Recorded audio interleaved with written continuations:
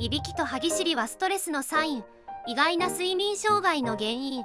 今すぐチェック。いびきや歯ぎしりの原因は体の構造だけでなく、実は日中のストレスが大きく関わっていることをご存知ですか？強いストレスは交感神経を緊張させ、寝ている間も体の緊張が解けません。寝る前に舌を大きく回すストレッチを10回3セット行い、顎周りの筋肉を緩め、いびきや歯ぎしりを軽減しましょう。